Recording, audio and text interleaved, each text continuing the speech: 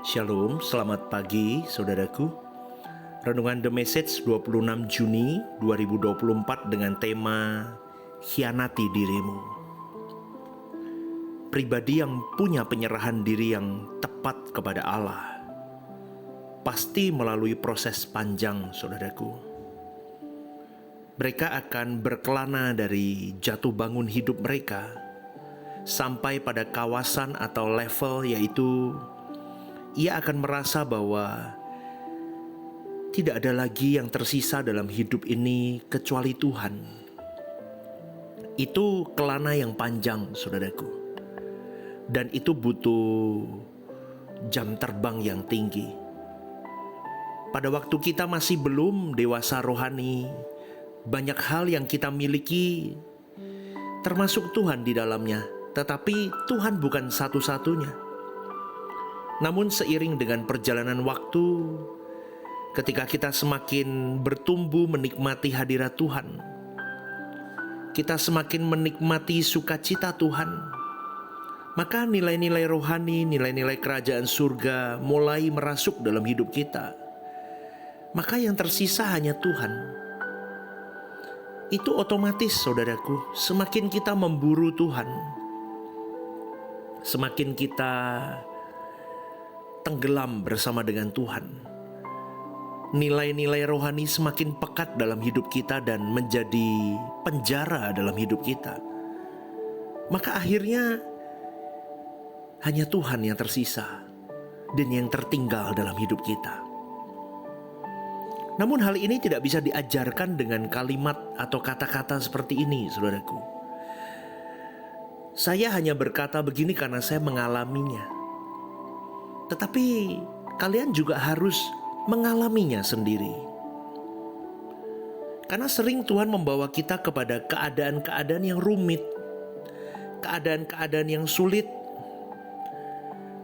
Dan sampai di titik-titik tertentu kita dipaksa oleh keadaan itu untuk kita melepaskan apa yang bernilai di dalam diri kita.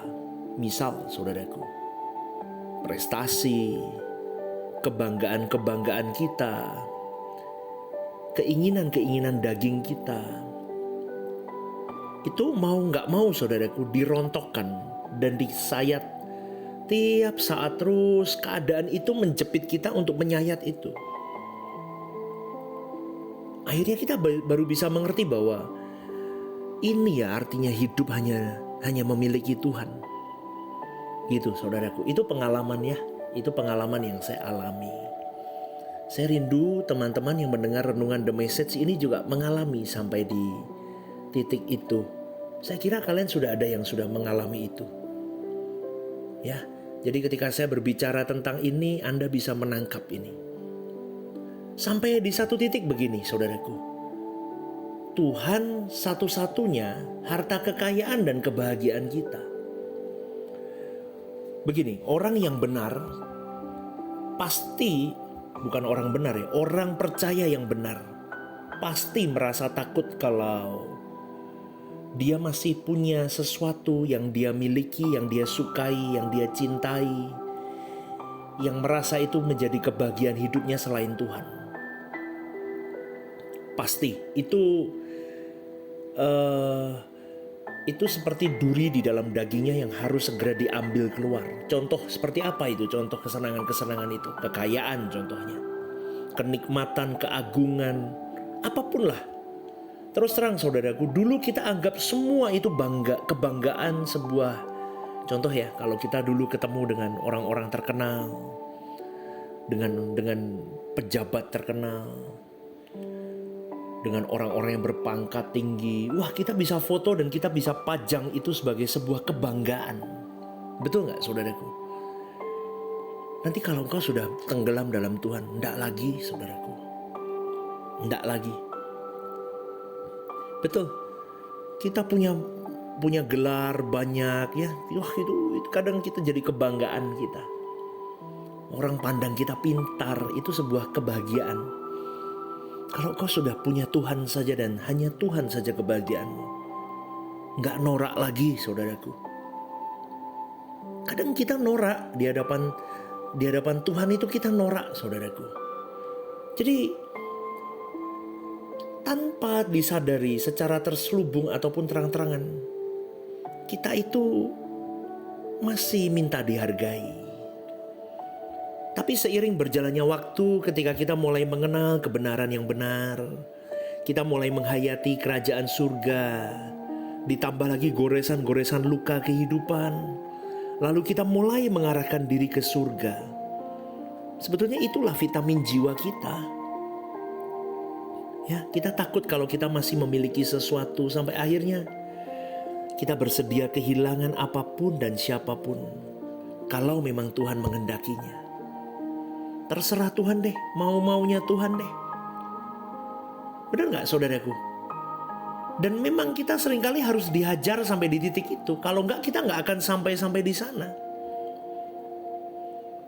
Jadi ini kebalikan dari orang yang merasa takut kalau ia tidak memiliki sesuatu yang dapat membahagiakan dirinya. Itu orang dunia. Kalau orang sudah tenggelam dan memiliki Tuhan dengan utuh dan dimiliki Tuhan secara utuh, gak peduli dengan apapun lagi. Dia pedulinya bagaimana dia bertanggung jawab hidup, bertanggung jawab kepada Bapaknya, kepada sesamanya, kepada dirinya. Dia hidup yang baik, hidup kudus. Udah, dia jalan dengan segenap hidup bersama dengan Tuhan. Sebagai orang percaya, kita bisa memiliki semuanya, saudaraku. Kau boleh punya gelar, pangkat, harta. Tapi kalau kita bertumbuh dengan benar, kita bisa merasa, aku tetap gak punya apa-apa. Itu titipan Tuhan. Aku punya Tuhan saja dalam hidup ini. Maka kalau kita masih punya rasa memilikinya, berarti kita sedang menolak hidup sebagai anak tebusan. Karena anak tebusan yang ditebus oleh darah Yesus artinya kita tidak punya diri kita sendiri lagi. Everything belongs to God. Semua milik Tuhan. Itu konsekuensi seorang anak tebusan, saudaraku. Seharusnya di akhir pengembaraan hidup kita suatu hari nanti, setelah kita mengarungi perjalanan panjang berpuluh tahun hidup kita sampai di titik ujung hidup, saudaraku, seharusnya kita sudah sampai di titik Tuhan menjadi satu-satunya harta kekayaanku, kebahagiaanku. Kalau tidak begini, saudaraku, kita sedang mengkhianati Tuhan. Maka kita harus berani hianati dirimu. Hianati diri kita sendiri untuk kita bisa membuat Tuhan tersenyum dan bangga dengan hidup kita. Bagaimana itu terjadi, pastor? Gimana caranya? Caranya adalah belajar kebenaran, jujur dengan keadaan hidup kita. Cek, saudaraku, lihat bagaimana hidupmu bercermin kepada Kristus. Apakah masih kau memiliki sesuatu yang lain selain Tuhan? Jawab dengan jujur. Hartamu,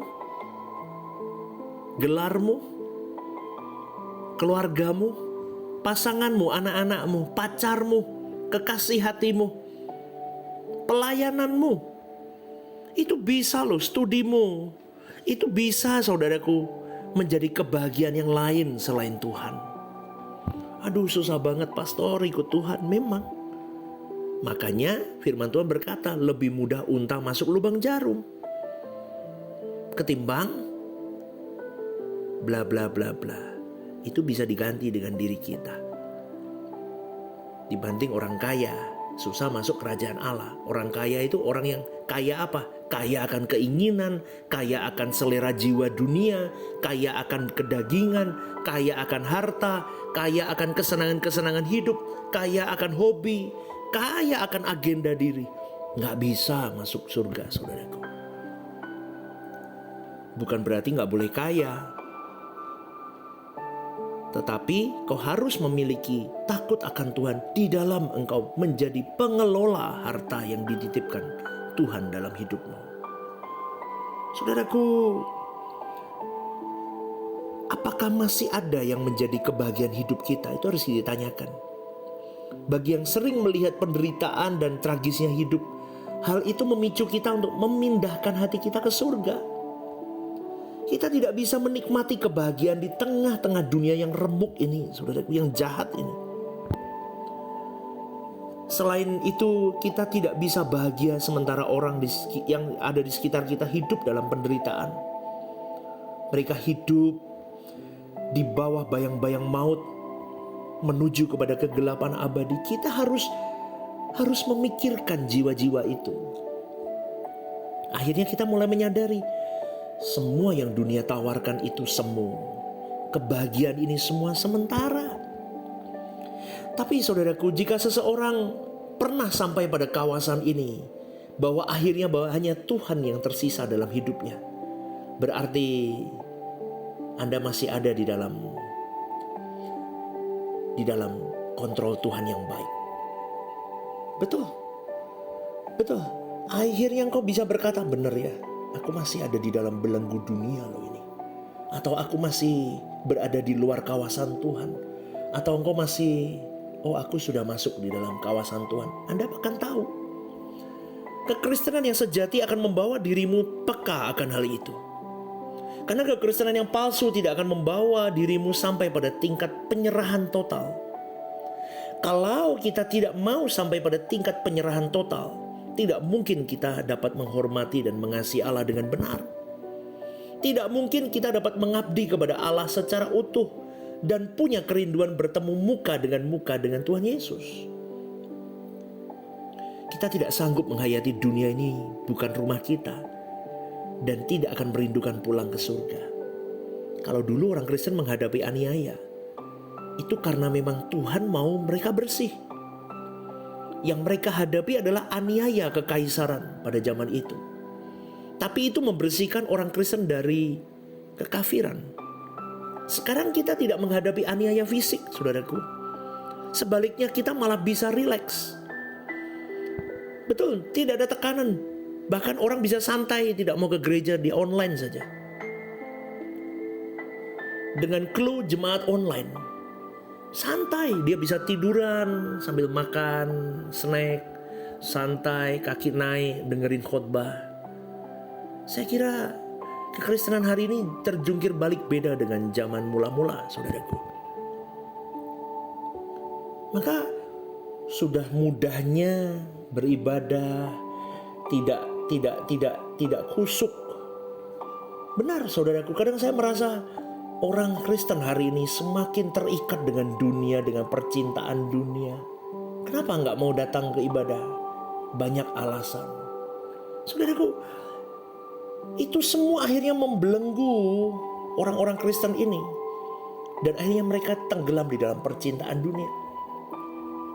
Keinginan daging yang tidak disalibkan, seenaknya tidak menghargai Tuhan, seenaknya mereka beribadah. Maka Alkitab katakan orang kaya sukar masuk surga. Sampai pada tahap penyerahan diri yang dewasa, kita tidak akan menuntut apapun dari Tuhan. Sampai kita tidak memiliki keberanian untuk meminta sesuatu, mengajukan keinginan, tapi kita hanya berusaha untuk mengerti kehendak Allah dan melakukan kehendaknya. Satu-satunya yang kita miliki sebagai kekuatan adalah bahwa kita memiliki Allah yang benar. Dan nanti kita akan masuk ke dalam rumah Bapa di kekekalan kelak. Maka kerinduan kita di dunia ini hanyalah bagaimana kita jadi anak-anak Allah yang berkenan, mempelai yang layak, perawan suci di hadapan Tuhan, sehingga layak dimuliakan bersama-sama dengan Yesus, yang karenanya dapat melayani Allah Bapa di kekekalan kelak. Renungkan ini, saudaraku. Khianati dirimu mulai hari ini. Jangan pernah berkhianat kepada Tuhan dalam hari-hari hidupmu. Selamat pagi, Tuhan memberkati.